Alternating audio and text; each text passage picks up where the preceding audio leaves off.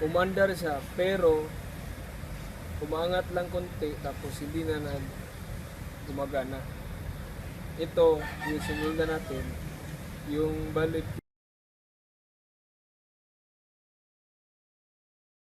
yung na-burn out na wire niya doon, eh, gagana na yun.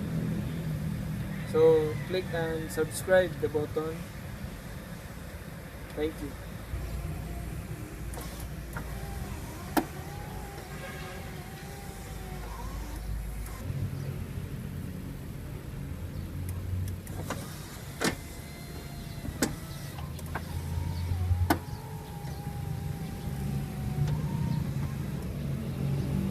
So, ayos mga kapatid, yung sinulda natin kanina, gumagana na.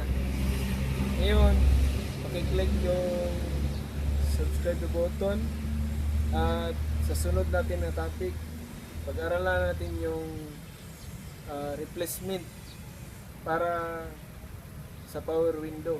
Tagol natin, i-explain natin kung paano mag-connection ng tagol. Yun, explain ko dito kung ano ba yung wiring dyan sa loob. Paki-subscribe and click the button.